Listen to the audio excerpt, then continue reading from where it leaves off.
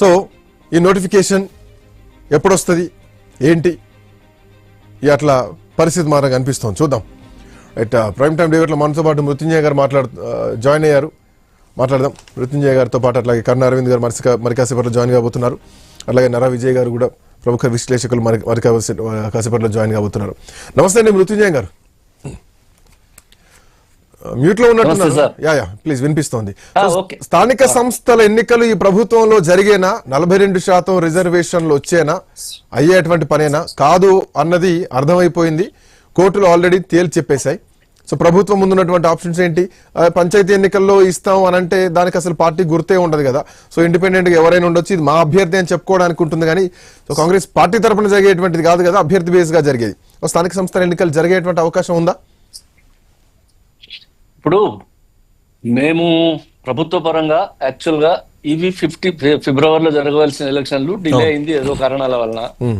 తర్వాత ఈ మధ్యన ఈ బీసీ రిజర్వేషన్ విషయం లోపల మరి రాష్ట్రంలో ఉన్నటువంటి అన్ని పార్టీలకు సంబంధించినటువంటి నాయకత్వాలు అన్ని కూడా బీసీలకు రిజర్వేషన్ ఇవ్వాలనేటువంటి ఒక పెద్ద ఉద్యమాన్ని నడిపించినాయి. ఆల్మోస్ట్ ముఖ్యమంత్రి గారు కూడా చాలా చిత్తశుద్ధితోని ప్రభుత్వం కూడా అవును 42% రిజర్వేషన్ వాళ్ళు అడుగుతున్నారు, మనం ఇవ్వాలని చెప్పి దాన్ని ఒకరోజు డిబేట్ పెట్టి చర్చ, తర్వాత ప్రతిపక్షాలందరితో మాట్లాడి అసెంబ్లీలో పెట్టి బిల్లు పాస్ చేసి రూల్ జీవో 9 ఒకటి తీసుకొచ్చి ఆర్డినెన్స్ కాకుండా దాన్ని బిల్లు కూడా పాస్ చేసి అది కేంద్రానికి పంపడం జరిగింది. అది అక్కడ ఉన్నది, గవర్నర్ గారి దగ్గర అక్కడే ఉండిపోయింది. తర్వాత ఇప్పుడు అది సుప్రీంకోర్టు దాన్ని కొట్టేసింది ఆ జీవో 9ను. మరి ఇప్పుడు ప్రభుత్వం ముందర ఉన్నటువంటి ఆప్షన్స్, ఇప్పుడు ప్రభుత్వము ఇవాళ ప్రభుత్వంలో లేనోళ్ళు ఏదైనా మాట్లాడచ్చు, అధికారంలో లేనోళ్ళు కత్తి నాది కాదు నెత్తి నాది కాదు అన్నట్టు ఇప్పుడు ఏది పడితే అది ఎవరు పడితే వాళ్ళు మాట్లాడచ్చు. ఇవాళ అధికారంలో ఉన్నాం కాబట్టి ఇవాళ గ్రామ పంచాయతీల నుంచి ప్రెషర్ వస్తుంది. గ్రామ పంచాయతీలకు ఇవాళ డిసెంబర్ మనం జనవరి 1st వీక్ లోపలికి డబ్బులు మనం పంచాయతీ ఎలక్షన్లు కంప్లీట్ చేసి పంచాయతీలను కాన్స్టిట్యూట్ చేయకపోతే రావాల్సినటువంటి 3,000 కోట్ల రూపాయలు రావు అనేటువంటి మాట చెప్తున్నారు.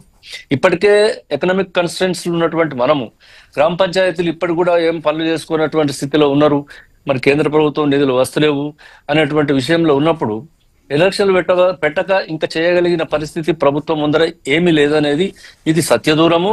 అన్ని పార్టీలు ఎంపీటీసీ జెడ్పీటీసీ ఎన్నికలు 42% రిజర్వేషన్ల పైన హైకోర్టులో ఒక స్పష్టత వచ్చిన తర్వాతనే ఎన్నికలు నిర్వహిస్తాం. ఆల్రెడీ హైకోర్టు దీనిపైన రెస్పాండ్ అయింది, సుప్రీంకోర్టు కూడా దీనిపైన రెస్పాండ్ అయింది.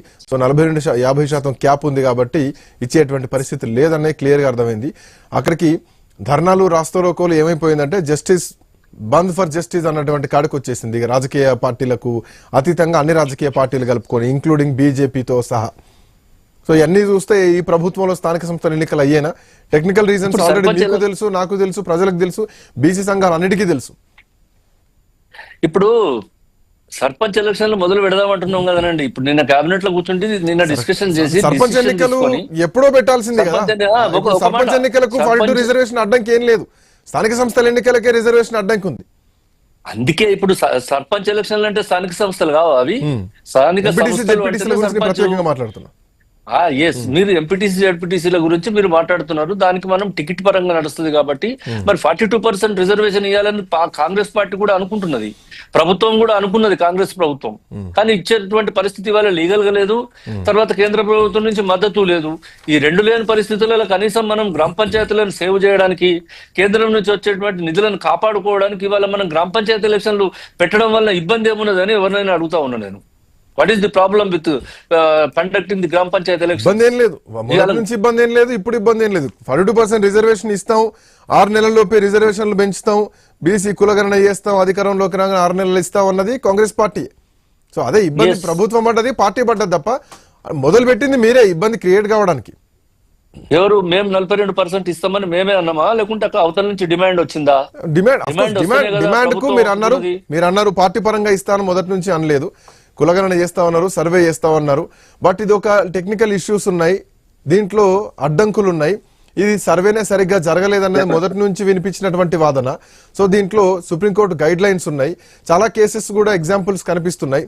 అయినా కానీ కేంద్రాన్ని ఒప్పించుకొని రాష్ట్ర కేంద్ర ప్రభుత్వాల సమన్వయంతో జరగాల్సింది.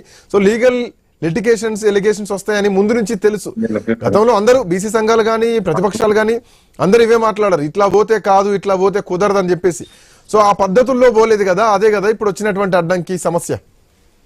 ఇప్పుడు ఆనాడు ఒక ప్రభుత్వ పరంగా రాష్ట్ర ప్రభుత్వం ఏమేం చేయగలుగుతుందో అవన్నీ చేసుకుంటూనే వచ్చిండ్రు. సర్వే జరిగింది, ఒక సమగ్రమైనటువంటి సర్వే చేసిండ్రు, దాని మీద ఒక రిపోర్ట్ తీసుకున్నారు, దాని మీద ఒక ఎక్స్పర్ట్స్ కమిషన్ వేసిండ్రు, కమిషన్ సింగిల్ మ్యాన్ కమిటీ కూడా కూర్చున్నది, డిస్కస్ చేసింది, అసెంబ్లీకి ఇచ్చిండ్రు, ప్రతిపక్షాలకు ఇచ్చిండ్రు, అందరికి ఇచ్చిండ్రు, అసెంబ్లీలో డిబేట్ జరిగింది. డిబేట్ తర్వాతనే అంతకుముందు ఆర్డినెన్స్ తీస్తే ఆర్డినెన్స్ ప్లేస్ లో ఇవాళ డిబేట్ మన బిల్లు కూడా పాస్ చేసిండ్రు. ఇంకా చట్ట ప్రకారంగా జరగనేది కార్యక్రమం ఏమున్నదండి? ఇంకొకటి నాకు చెప్పండి, ఇంకేం జరిపేది ఉండే? ఒకటి, రాష్ట్ర ప్రభుత్వ పరిధిలో ఏమేం చేయగలుగుతామో అవన్నీ తప్పకుండా రాష్ట్ర ప్రభుత్వం చేసింది. రాష్ట్ర ప్రభుత్వం చాలా చట్టంగా జరగాలి. చట్టపరంగా జరగలేదు, మీ ప్రయత్నాలు మీరు జరిగినాయి, కానీ చట్ట రూపం దాల్చలేదు. దాల్చకుండానే హడావుడిగా ముందుకెళ్ళిపోయారు. కోర్టుల్లో మొత్తం రివర్స్ అయిపోయింది. అంటే మా ప్రభుత్వం ఏమన్నా చట్టం చేయడంలో వెనకపోయినామా? మేము ప్రభుత్వం చట్టం చేయలేదా?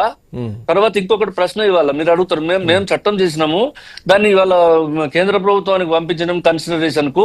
ఆ తర్వాత మరి ఆనాడు అసెంబ్లీ లోపల ఒప్పుకున్నటువంటి అన్ని ప్రతిపక్షాలు కేంద్రం లోపల ఇవాళ మా ప్రభుత్వం లేదు. ఏ ప్రతిపక్షాలు అయితే కేంద్రంలో ఇవాళ అధికారంలో ఉన్నాయో వాళ్ళు ఇక్కడ రాష్ట్రంలో సపోర్ట్ చేస్తారు, కేంద్రంలో నోరు మాట్లాడరు, నోరు మెదపరు. అదేం పద్ధతి? వాళ్ళు ఇక్కడ సపోర్ట్ చేసిన వాళ్ళు కేంద్రంలో ఎందుకు సపోర్ట్ చేస్తలేరు? ఎగ్జాక్ట్లీ డిస్కస్ చేద్దాం. ఎందుకంటే నిన్న కూడా అర్థమైండొచ్చు. ఇప్పుడు మమ్మలను మీరు చట్టపరంగా చేయలేదని, చట్టపరంగా కాదండి, చట్టపరంగా ఒక రాష్ట్ర ప్రభుత్వంగా ఒక కాంగ్రెస్ పార్టీగా ఏమేం చేయాలనో అవన్నీ కూడా మేము చేసినాం. ఇవాళ కూడా మేము చేయడానికి సిద్ధంగా ఉన్నాం. మేము ఏదంటే చేస్తాం.